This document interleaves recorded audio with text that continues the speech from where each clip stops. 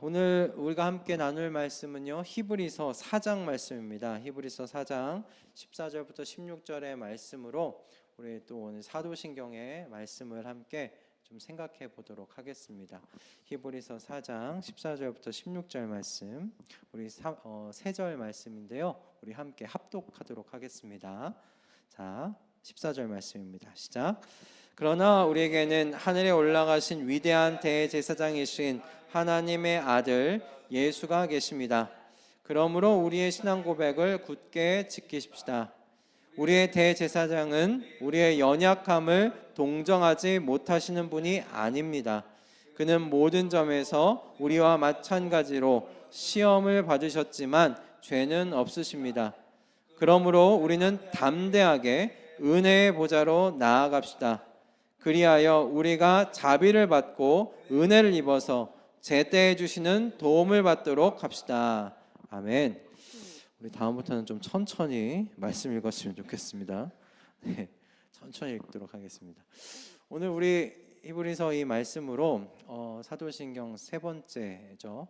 우리 나는 사람이 되신 하나님의 아들을 믿습니다 라는 제목으로 우리 사도신경 말씀을 좀 생각해 보도록 하겠습니다. 오늘 벌써 세 번째 시간입니다. 세 번째 시간인데 이 세 번째 시간에는 우리 성자 하나님이신 예수님에 대한 이제 우리의 신앙 고백을 이제 생각해 보는 시간이에요. 첫째 주, 둘째 주는 이 성부 하나님에 대하여 우리가 생각했다면 이제 세 번째, 네 번째, 다섯 번째 이 세 번에 걸쳐서 이제 성자 하나님에 대한 우리의 신앙 고백을 우리 좀 생각해 보려고 합니다. 이 시간을 통해서 우리 정말 좋은 소식, 복음으로 오신 예수 그리스도를 믿는다는 것이, 이 고백이 가지는 것이 어떤 의미인지 우리가 우리의 마음 가운데 좀 더 깊이 생각하고 또 새길 거는 또 새기는 그런 시간이 되었으면 좋겠어요. 특별히 올해 우리 교회 표어가 뭡니까? 교회 표어가 복음을 경험하는 교회고요. 그리고 복음을 살아내는 교회잖아요. 정말 이 말씀 그대로 이 복음 되시는, 죽음에서 부활하셔서 우리에게 정말 좋은 소식 되신 이 예수 그리스도, 여러분 이 예수 그리스도를 우리가 경험하자는 것이고 또 이 예수 그리스도를 닮아가자는 것인데, 오늘 이 사도신경 이 셋째 주, 넷째 주, 세 번, 다섯째 주 이 세 번에 걸친 이 말씀이 우리 복음을 더 깊이 알고 깨닫고 또 경험하는 귀하고 복된 시간 되시기를 원합니다. 이번 주는 이 예수님에 대한 우리의 이 신앙 고백 중에 무엇을 생각해 보느냐? 우리 주 예수 그리스도를 믿사오니 이는 성령으로 잉태하사 동정녀 마리아에게 낳으시고, 이 신앙 고백을 우리가 좀 생각해 보고자 합니다. 사도신경을 이제 보시면 이제 암송해 보셔서 아시겠지만 그 내용면에서요, 성부와 성령에 관한 어떤 이 내용보다 이 성자 하나님에 대한 내용이, 우리 신앙 고백이 더 많지요, 그죠? 더 길어요. 그 이유 중에 중요한 것이 여러분, 예수님께서요 참 하나님 되시고 또 참 사람이 되신다는 이 우리의 이 신앙 고백, 이것이 가지는 여러 이 해석의 문제들이 있었기 때문이었어요. 여러분도 뭐 지금 생각해 보셔도 좀 의구심이 들만 하잖아요. 참 하나님이신데 또 참 사람이 되신다. 하나님이면 하나님이고 사람이면 사람이면 되는데, 이게 이 하나님이면서 또 사람이라고 하시는 이 예수님에 대한 우리의 신앙 고백, 이게 그래서 해석의 문제들이 많았다는 겁니다. 그래서 예수님에 대한 우리 신앙 고백이 좀 내용이 많은 것이에요. 어떤 의구심들이 있었는가, 어떤 여러 해석들이 있었는가. 예를 들면 이런 것이 있었습니다.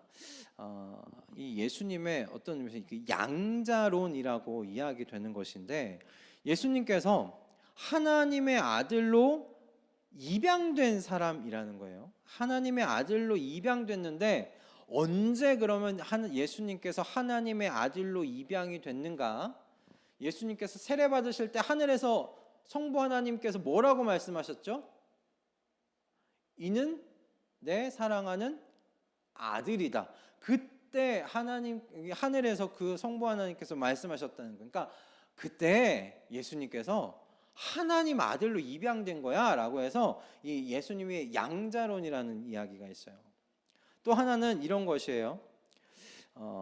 좀 어려운 말로 가현설이라고 이야기되는 것인데, 예수님이 사실은 인간처럼 보이지만 실제는 하나님이셨다, 이런 이야기예요.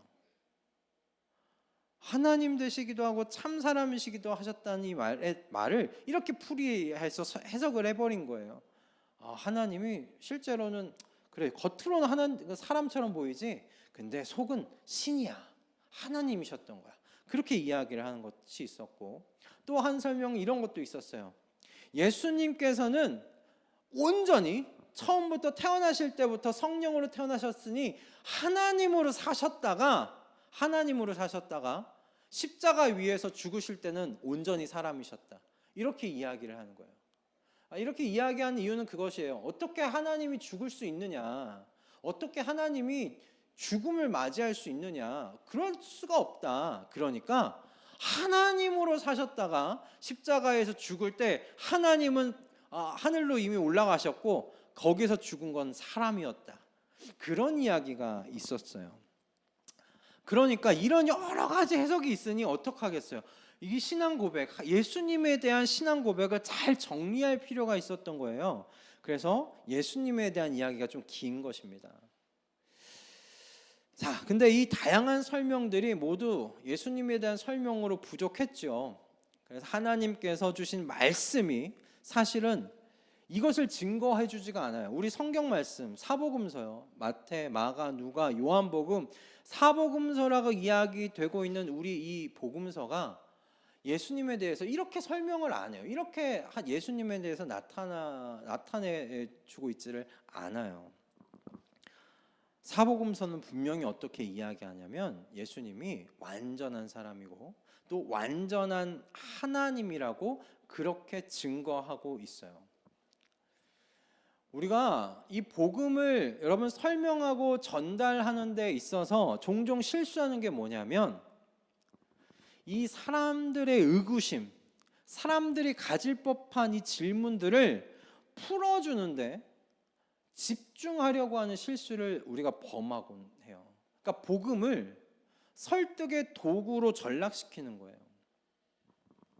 여러분, 예수님께서 참 하나님 되셨고 참 사람이 되신다는 것에 대해서 사복음서가요 설명을 하지 않아요. 설명을 하잖아요. 그래서 사람들의 질문과 의구심을 풀어주려고 설득하려고 하지 않아요. 여러분, 성경의 내용을 보시면 하나님께서요, 하나님 당신을 저나 여러분에게 설득하지를 않으십니다. 나는 나라고 말씀하세요. 여러분, 창세기 사실 이 하나님께서 당신에 대해서 설득을 하려고 성경을 쓰셨다면 창세기 1장에서부터 그렇게 쓰시면 안 되죠. 창세기 1장에서 하나님께서 어떻게 천지를 창조하셨는지 여러분 세세하게 우리에게 설득의 과정으로 풀어서 말씀하십니까? 아니면 내가 창조했어라고 말씀하십니까? 내가 창조했어라고 말씀하세요. 태초에 하나님이 천지를 창조하시니라. 말씀이 이야기하는 건 설득이 아니고요, 말씀은요 선포예요. 내가 했어, 나는 이런 하나님이야 라고 그렇게 선포를 할 뿐이에요. 하나님께서 천지 창조에 대해서 정말 자세하게 우리에게 설득하려고 쓰셨다면 지금처럼 창조에 대해서 설왕설래가 있지 않았을 거예요. 이렇게 창조하셨구나 라고 생각했겠죠. 성경은 이처럼 예수님께서요 왜 참 하나님 되시고 왜 참 사람이 되셔야만 했는지, 왜 그렇게 되셨는지에 대해서 우리에게 설득해 오지 않아요. 성경은 우리에게 전하는 이 메시지는 예수님은 참 하나님이셨다, 그리고 참 사람이셨다라고 선포할 뿐이에요. 요한복음 10장을 보면 예수님께서 양에 대한 비유를 이렇게 하신 내용이 있어요. 양에 대한 비유를 하세요. 그곳에서 예수님께서 하신 말씀이 뭐였냐면 양들은 이 목자의 음성을 듣는다는 것이었어요. 그죠? 목자의 음성을 듣는다는 거예요. 목자의 소리를 안다는 거였어요. 그래서 예수님에게 속한 양들이라면 어떻게 한다는 거예요? 목자가 이야기한 그 목소리를 듣고 분명히 목자를 따라올 거라고 말씀하세요. 내가 너의 목자야. 내가 너의 주인이야. 너는 그러니까 나를 따라와야 돼. 이렇게 예수님께서 이 양들을 설득하신다고 이야기하시는 게 아니라 양들은 목자의 음성을 알 거야. 그러니 목자가 앞에서 이야기하면 그 목자의 음성을 듣고 양들은 따라온단다 라고 이야기하신다는 거예요.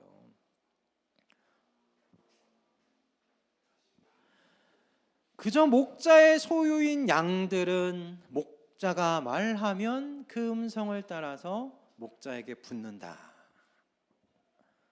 여러분, 복음을 설명하고 전하는 여러분 우리의 자세도 이와 같아야 할 줄로 믿습니다. 여러분, 복음은요 설명이 아니라 선포입니다. 자, 여러분, 그런데 여러분, 우리가 하는 건 설득하려고 하는 게 아니에요. 설득하는 게 아니에요.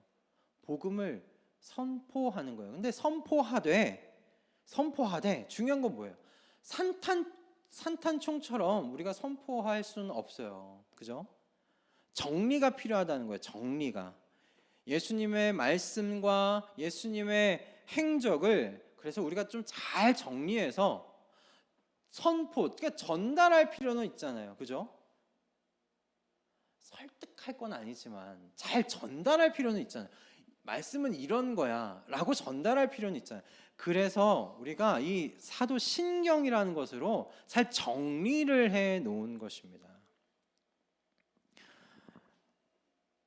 예수님의 말씀과 이런 거예요. 예수님의 말씀과 행적을 우리가 잘 좀 정리해 보고 했더니 한 줄로 요약이 되더라. 뭐예요? 우리 주 예수 그리스도를 믿사오니. 예수님은 우리의 주시고 예수님 우리의 그리스도시다. 그렇게 말할 수가 있더라는 거죠. 사도행전 여러분 2장 36절을 보면 사도가 이렇게 예수님에 대해서 선포를 했어요. 뭐라고요? 자, 같이 읽겠습니다. 앞에 보시고, 자, 시작. 그러므로 이스라엘 온 집안은 확실히 알아주십시오.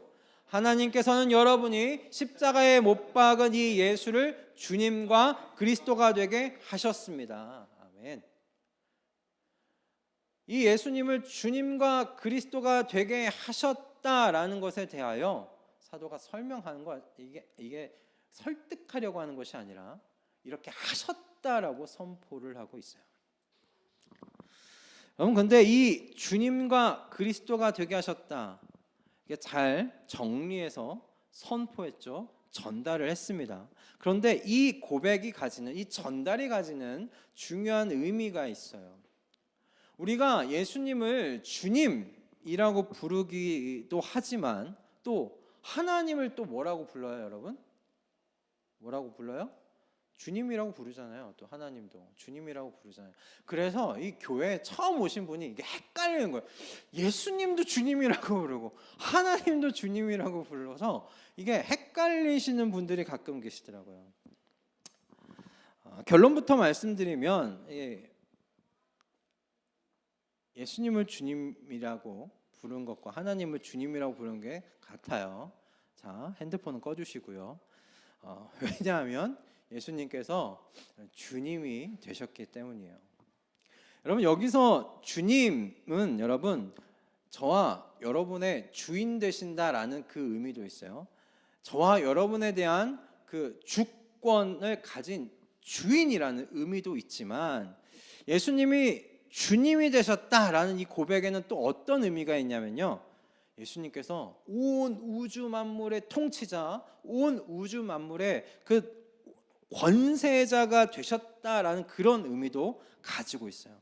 사실 그 의미가 먼저예요. 예수님은 그냥 하나님의 아들이신 것뿐만 아니라 온 우주 만물을 통치하고 다스리시는 그런 권세를 가지신 분이시다라는 그런 고백도 같이 가지고 있어요. 어떻게 이 고백이 가능하냐면 우리 마태복음 28장 18절을 보면 예수님께서 승천하시기 전에 예수님의 제자들에게 이렇게 말씀하셨거든요. 같이 앞에 보고 같이 읽어보도록 하겠습니다. 자, 시작. 예수께서 다가와서 그들에게 말씀하셨다. 나는 하늘과 땅의 모든 권세를 받았다. 아멘. 예수님께서 어떻게 해요? 땅과 하늘의 모든 권세를 받은 존재가 됐다. 자기 자신에 대해서 그렇게 선언하세요. 그러니 무슨 말이에요? 온 우주 만물의 주인 되셨다. 왕이시다. 통치자시다. 권세자시다. 그런 고백이잖아요. 그래서 우리가 예수 그리스도를 우리가 주님, 예수님을 주님이라고도 부르는 거예요. 그리고 하나님을 또 주님이라고 부르기도 하는 거예요.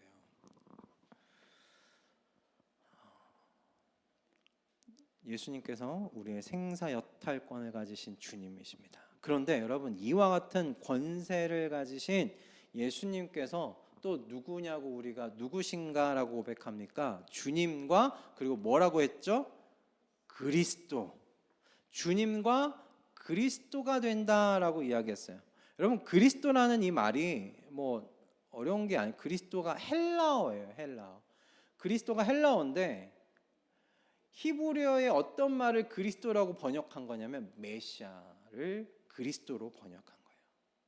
그러니까 메시아와 그리스도가 같은 말이에요. 여러분, 메시아라는 말 되게 많이 들어보셨잖아요. 그죠? 영화에서도 많이 나오고 뭐 그죠? 책에서도 메시아라는 이야기를 많이 들어보셨을 거예요. 메시아가 무슨 뜻이에요? 메시아? 구원자. 그죠? 구원자라는 뜻이에요. 구원자라는 뜻. 그러니까 그리스도도 구원자라는 뜻이에요. 그러니까 예수님께서 어떤 분이시다? 우리의 구원자시다. 그 고백이에요. 예수 그리스도, 예수는 우리의 구원자, 예수는 나의 구원자라는 뜻이에요. 그러니 우리 주 예수 그리스도를 믿는다는 말은 무슨 뜻입니까? 무슨 의미입니까? 온 땅과 하늘의 이 권세를 가지신 이 왕 대신 하나님의 아들 예수님께서 내 구원자가 되십니다 라는, 나를 구원하신 분이십니다 라는, 여러분, 그 고백이에요. 그 고백이에요. 얼마나 이게 우리 이렇게 든든한 신앙 고백입니까? 우리 주 예수 그리스도를 믿습니다. 이게 우리 입에 붙은 말이지만 이게 정말 든든한 고백이에요. 온 땅과 하늘의 권세를 가지신 그 예수님, 그 예수님이 내 구원자십니다. 나와 연관되신 분입니다. 나를 아시는 분입니다. 그분이. 여러분, 이 신앙 고백이에요. 여러분, 이 말씀의 선포를 아멘으로 받으실 수 있기를 바랍니다. 아멘. 이것을 믿으니까 우리가 담대하게 살아갈 수 있는 건 줄 믿습니다. 그래서 담대한 겁니다. 나의 구원자가 온 땅과 하늘의 권세를 가진 그 주님이신 것을 우리가 믿으니 담대한 겁니다. 여러분, 그래서 우리가 이렇게 믿음으로 담대히 선포할 수 있는 줄로 고백합니다. 로마서 말씀이에요. 로마서 8장 38절 39절 말씀이에요. 우리 주 예수 그리스도를 믿습니다. 이 신앙 고백을 우리가 이렇게 생각하고 믿으니까 이렇게 함께 고백할 수 있는 겁니다. 자, 시작. 나는 확신합니다. 죽음도 삶도 천사들도 권세자들도 현재일도 장래일도 능력도 높음도 깊음도 그 밖에 어떤 피조물도 우리를 우리 주 예수 그리스도 안에 있는 하나님의 사랑에서 끊을 수 없습니다. 아멘. 이 확신이 저희 모두의 것이 되는 줄 믿습니다. 아멘. 저와 여러분 모두는 죽음의 권세 아래 있지 않습니다. 죽음도 하나님의 사랑에서 우리를 끊을 수 없습니다. 이것은 죽음도, 여러분, 이 죽음의 권세도 우리를 어찌할 수 없다는 거. 우리는 이 죽음의 권세 아래 있지 않다는 거예요. 우리는 누구의 권세 아래 있습니까? 온 땅과 하늘의 권세를 가지신 예수 그리스도 그 권세 아래에 있는 사람입니다. 우리를 사랑하사 자기 몸을 내어주신 이 하나님의 아들의 권세 아래에 있는 줄로 믿습니다. 구원자의 권세 아래에 있는 줄로 믿습니다. 여러분, 현재 여러분 안에 어떤 일들이 있는지 모르지만 그 현재라는, 여러분, 그 권세 아래 우리가 있지 않아요. 우리는 하나님의 아들 예수 그리스도의 권세 아래에 있는 줄로 믿습니다. 여러분, 우리의 미래 가운데 어떤 일들이 있을지는 모르겠지만 그 미래의 권세 아래, 어떤 일들이 일어날지 모르는 막연함의 권세 아래 우리가 있지 않습니다. 우리가 누구의 권세 아래 있습니까? 하나님의 아들 예수 그리스도의 권세 아래 있는 줄로 믿습니다.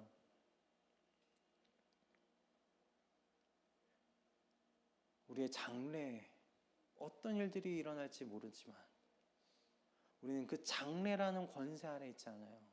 그것이 우리를 먹을 수 없어요. 우리를 누를 수 없어요. 왜요? 우리는 예수 그리스도의 권세 아래 있으니까요. 그 어떤 것도 하나님의 사랑 안에서 우리를 끊을 수 없습니다. 아멘. 여러분, 이것을 믿음으로 선포하실 수 있기를 바랍니다. 아니, 우리가 우리 주 예수 그리스도를 믿사오니라고 이야기할 때 우리는 지금 이 고백을 하고 있는 거예요. 그 어떤 것도 내 삶을 누를 수 없다. 내가 속한 곳은 예수 그리스도의 권세 아래 있다. 우리가 늘 매주마다 이 고백을 하고 있는 거예요. 여러분, 우리가 이렇게 믿음으로 선포하며 살아가고 있는데 이 선포대로 우리에게 주어지는 하루하루를 살아내시는 저와 여러분 다 되시기를 주님의 이름으로 축복합니다. 아멘. 그래서 매일 여러분 안에 갑자기 내일에 대한 두려움이, 내일에 대한 어떤 염려가 쫓아온다면 이렇게 우리 자신에게 선포했으면 좋겠어요. 나는 예수 그리스도의 권세 아래 있는 사람이다. 나는 하나님의 아들의 권세 아래 있는 사람이다. 그렇게 나 자신에게 선포하면서 또 그 하루, 그 순간을 승리하시는 우리 되기를 소원합니다. 아멘. 자, 그런데 여기서 우리가 한 걸음을 더 나아가 보는 거예요. 예수님께서 우리에게 주님과 그리스도가 되셨다는 것만으로도 사실 우리 이렇게 큰 격려를 받잖아요. 그죠? 힘을 얻게 되는데, 그런데 우리의 신앙 고백은 여기에 머물지 않아요. 주님과 그리스도가 되셨는데 그 주님과 그리스도가 되신 그분이 어떤 분이신가? 지금 완전한 사람 되셨다라고 지금 증언한다는 거예요. 이는 성령으로 잉태하사 동정녀 마리아에게 낳으시고, 지금 그렇게 고백해요. 우리 주 예수 그리스도를 믿사오니, 사실 여기서 끝내도 상관없는데 한 걸음 더 나가요. 이는 성령으로 잉태하사 동정녀 마리아에게 낳으시고. 단순한 정말 이 한 줄의 짤막한 고백이지만 이 고백에는요, 예수님께서 참 하나님 되시고 또 참 사람 되셨다라는 이 중요한 의미가 담겨져 있는 거예요. 이게 왜 그렇습니까? 사람에 의해서 우리가 태어나는 대로 그렇게 탄생하신 것이 아니라 성령으로, 정말 우리가 상상할 수 없는 정말 신비하고 신적인 방식으로 그렇게 잉태되셨다라고 말씀하시면서 예수님 참 하나님 되십니다라고 이야기하시는 것과, 그리고 마리아라는 이 사람을 통해서 저와 여러분과 똑같은 이 몸으로 이 땅에 오셨다는 것, 그렇게 이야기하신 것으로 참 사람이시다라는 것을 지금 언급하고 있는 거예요. 이렇게 예수님은 참 하나님 되시면서 동시에 참 사람이십니다. 여러분, 이 고백이 가지는 저희의 이 죄 용서, 조금 어려운 말로 구속이라고 이야기하는데, 이 구속에 대한 신학적인 중요한 의미들도 있어요. 그 하나만 이야기 드리자면 이런 거예요. 여러분, 예수님이 그저 그냥 사람이기만 하셨다면 예수님은 절대로 우리에게 메시아가 되실 수 없어요. 구원자가 되실 수가 없으셨어요. 왜요? 저나 여러분이나 하나님을 믿기 전에 우리 죄 문제들이 있었잖아요. 해결해야 될 문제들이 있었단 말이에요. 그런데 예수님께서 그냥 사람이기만 하셨으면 그분도 당신에게 있는 사람으로서 가지는 이 죄의 문제를 해결하셔야만 했던 거예요. 그러니까 문제를 가지고 태어난 거예요. 예수님이 해결책이 되실 수가 없는 거죠. 사람이기만 하셨다면. 사람들과 마찬가지, 평범한 우리들과 마찬가지로 같은 문제를 가지신 분이실 뿐이지 해결책이 되실 수는 없으시다라는 겁니다. 그런데 이게 지금 그 예수님께서 구속하시는 분, 죄를 용서해 주실 분으로 오셨다라는 그 어떤 신학적인 중요한 부분에 말씀을 드린 겁니다. 하나만 말씀드린 거예요. 근데 좀 더 쉽게 우리가 이 부분을 묵상해 보자고요. 어려운 신학적인 이야기를 여기서 지금 설교 중에 하기에는 어려우니까 이걸 좀 그냥 묵상을 해보려고 합니다. 전 예수님께서 참 하나님과 참 사람이시라는 우리의 이 신앙 고백을 오늘 우리 같이 읽은 히브리서 말씀 안에서 우리가 좀 생각해 보려고 해요. 우리가 읽은 본문 가운데 정말 중요한 본문은 무엇이냐면 15절 말씀이었어요. 정말 중요한 핵심의 구절은 15절 말씀이었는데 15절 말씀만 따로 좀 읽어보도록 할게요. 자, 앞에 보시고 함께 읽어보도록 하겠습니다. 자, 시작. 우리의 대제사장은 우리의 연약함을 동정하지 못하시는 분이 아닙니다. 그는 모든 점에서 우리와 마찬가지로 시험을 받으셨지만 죄는 없으십니다. 아멘. 이 말씀을 우리가 참 하나님이 참 사람이셨다는 걸 좀 묵상해 볼게요. 저는 근데 이 15절의 말씀 속에서 동정하셨다는 이 동정이라는 단어를 저는 좀 공감이라는 말로 변화시키는 게 좀 맞겠다는 생각을 해요. 왜냐하면 이 동정하고요 공감이라는 말의 의미가 서로 좀 다르기 때문에 그래요. 영어로 공감과 이 동정도 다른 단어를 써요. 공감은 뭐냐면 empathy예요. 이 말이 가지는 건 뭐냐면 상대방을 알고 이해하고 그리고 상대방이 느끼는 그 상황과 그 감정, 그 기분을 비슷하게 경험하는 그런 심리적인 현상을 공감이라고 이야기를 해요. 그러니까 공감하려면 뭐가 필요하냐면 상대방과 내가 비슷한 경험을 가지고 있어야 돼요. 비슷한 경험. 만약 예를 들면 실패라면 실패를 해본 사람이 지금 막 실패한 사람의 마음, 그 심정을 공감할 수 있는 거예요. 비슷한 느낌을, 이 사람이 어떤 슬픔을, 어떤 낙심을 가지고 있을 것인지를 공감할 수 있는 거죠. 근데 동정은 좀 달라요. 동정은 뭐냐면 영어 단어로 sympathy예요. sympathy인데 상대방을 이해하고 공감은 하지만 이게 한 단계 좀 나아가진 못해요. 어려운 처지를 자기 일처럼 그렇게 가엾게 여기는 감정이에요. 상대방이 지금 뭔가 어려운 일을 겪고 있어요. 그러면 그걸 보고 딱하다고 느끼는 거예요. 가엾다라고 느끼는 그 감정이 동정이에요. 그런데 하나님께서 저와 여러분을 동정하신다? 아니요. 하나님께서 저와 여러분은 저는 공감하신다라고 이야기하는 게 맞다고 싶어요. 왜냐하면 하나님께서요 저와 여러분이 겪고 있는 고통과 고난과 두려움과 염려와 여러분 그 모든 것을 하나님께서 그냥 딱하다 가엾게 여기는 게 아니에요. 왜요? 하나님께서도 그걸 겪으셨기 때문에. 어떻게? 참 사람이 되셨으니까요. 참 하나님께서요 참 사람이 되셨어요. 그 이야기가 무슨 말입니까? 여러분이 겪고 있는 실패 예수님께서 경험하셨다는 거예요. 예수님께서 여러분이 겪고 있는 그 어떤 그 두려움의 감정 예수님께서도 경험하셨다는 거예요. 그래서 예수님께서도 아신다는 거예요. 우리의 연약한 것을 아신다는 거예요. 공감하신다는 거예요. 여러분 예수님께서도 육신의 아버지를 먼저 여위셨어요. 남편과 그 요셉과 마리아가 나오는데 어느 순간 요셉은 사라져요. 그러니까 예수님의 육신의 아버지가 어느 때 먼저 소천한 거예요. 죽은 거예요. 그러니 예수님이 어떤 삶을 살았겠어요? 장남으로서요. 여러분 그 가정의 경제적인 부분을 목수의 일을 하면서 책임지셨어야 했어요. 때로는 굶주리셨겠죠. 과부와 어떤 의미에서는 이제 어린 나이에 목수의 일을 해야 하는 그 가정이 넉넉할 수가 없어요. 정말 가난하셨을 거예요.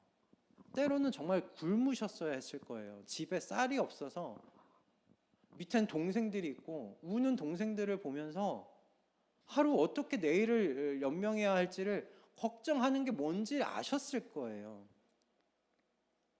예수님은 그렇게 굶주림과 또 죽음과 고통의 두려움을 다 체험하셨어요. 죄의 유혹도 체험하셨어요. 그러니까 참 사람이신 예수님께서요, 저나 여러분이 겪는 그 모든 것들을 다 경험하셨어요. 경험하셔서 저와 여러분의 연약한 걸 아세요. 아, 예, 내가 경험해봤더니 그치, 이럴 때 힘들지, 이럴 때 마음이 떨리지, 이럴 때 염려가 찾아오지, 두렵지 당연히. 예수님께서 아세요. 하나님께서 아세요. 그렇게 아세요. 이 그림처럼, 우리가 지금 보시는 그림처럼 그렇게 하나님께서 그림을 좀 띄워주시겠습니까? 이 그림처럼 하나님께서 우리를 경험하셨어요. 이 중간 보이시죠? 중간. 이것을 하나님이라고 생각하시고 이쪽이 우리라고 생각하시면 하나님께서 경험하신 거예요. 우리를 경험하심으로 아세요. 그냥 저 멀리 떨어져서 그냥 하나님으로서 아시는 게 아니라 사람이 되셔서 우리의 삶을 사셔서 그래서 아시는 거예요. 그렇게 우리를 아세요.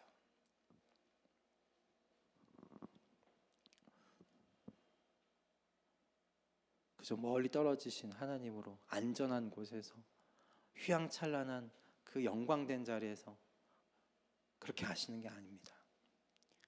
그 영광의 자리를 버리시고 저희의 이 삶의 처지로 내려오셔서 그래서 우리를 아시는 하나님이십니다. 그러니 여러분, 하나님께서요, 저나 여러분의 연약한 거 있잖아요. 그죠? 연약한 것들 다 있잖아요. 왜 없어요? 없어요? 난 다 하나님 앞에서 다 강해요. 연약한 것들 다 있잖아요. 그 연약한 것을 하나님께서 책망하지 않으세요. 연약한 것을 하나님께서 책망하지 않으세요. 그렇다면 하나님께서 뭘 책망하실까요? 연약한 것을 책망하지 않는다면 뭘 책망하실까요? 자주 걱정하고 두려워하고 염려하고 넘어지는 우리를 책망하시는 것이 아니라면, 그걸 책망하시는 것이 아니라면 뭘 책망하실까? 오늘 본문 16절의 말씀입니다. 오늘 본문 16절 말씀 이렇게 되어 있어요. 그러므로 우리는 담대하게 은혜의 보좌로 나아갑시다.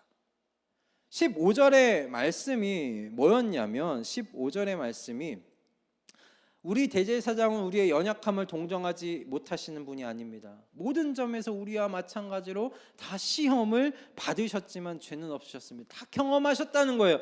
그러므로 뭐라는 거예요? 우리는 담대하게 은혜의 보좌 앞으로 나아갑시다 라고 이야기를 하고 있어요. 하나님께서 책망하시는 건 여러분이 넘어지는 것 때문에 책망하시는 게 아니라 내가 연약한 걸 아는데도 이 은혜의 보좌 앞으로 안 나오는 걸 책망하시는 거예요. 은혜의 보좌 앞으로 안 나오는 것을 책망하세요. 걱정이 있다면, 염려가 된다면 그 걱정을 공감하는 하나님께 그럼 나와야 되는 거 아니냐는 거지. 걱정이 있다면 그 걱정을 공감한 하나님께 나와라. 그 은혜의 보좌 앞으로 나오라는 거예요. 미래에 대한 염려와 두려움이 있느냐? 그렇다면 그 염려와 두려움을 아실 뿐만 아니라 나아가서 공감하시는 그 하나님께 나오라는 거죠. 그런데 어떻게 걱정만 하고 있느냐? 왜 염려만 하고 있느냐? 두려워만 하고 그 자리에 주저앉아 있느냐라고 이야기하시는 거죠. 그 태도를 하나님이 책망하시는 거예요. 넘어지는 것 때문에 책망하시는 게 아니라 은혜의 보좌가 있는데, 내가 그 은혜의 보좌를 만들어 놨고 그 길을 뚫어 놨는데 왜 그 길로 하나 안 나오느냐는 거죠. 너가 경험한 모든 걸 나도 같이 경험했고 내가 너를 그래서 온전하게 공감할 수 있는데, 그리고 공감하는데 너가 부르짖기만 하면, 나에게만 찾아오면 그 보좌는 은혜의 보좌인데 왜 글로 안 나오느냐라는 거죠. 여러분, 예수님께서요 참 하나님이시며 또 참 사람으로 이 땅에 오셨습니다. 이 우리의 신앙 고백이 저는 이렇게 우리의 삶에 묵상하고 접목할 수 있다고, 적용할 수 있다고 생각합니다. 아, 주님께서 우리의 모든 것을 참 사람이셨기 때문에 경험하셨구나. 다 그래서 나를 그래서 아시는구나. 그렇게 아시는구나. 내 두려움을 아시고 내 염려를 아시고 내가 자꾸 쓰러지는 그 죄, 그 연약한 것을 예수님께서도, 하나님께서도 아시는구나. 그래 공감하시는구나. 그렇다면 우리는 어떻게 하는가? 그 은혜의 보좌 앞으로 담대하게 나아가십시다 라는 거예요. 그러면 어떻게 해주시는가? 하나님께서요 완전하신 때에 도움을 주신다라고 이야기합니다. 그 16절 그 다음 말씀이에요. 그리하여 우리가 자비를 받고 은혜를 입어서 제때에 주시는 도움을 받도록 합시다. 아멘. 물론 이 제때라는 건 저나 여러분이 원하는 때가 아니죠. 저나 여러분이 원하는 때가 아니라 하나님께서 아시는 그 완전한 때, 그 때를 의미해요. 근데 그때에 하나님께서 그렇게 우리에게 완전한 도움을 주신다는 거예요.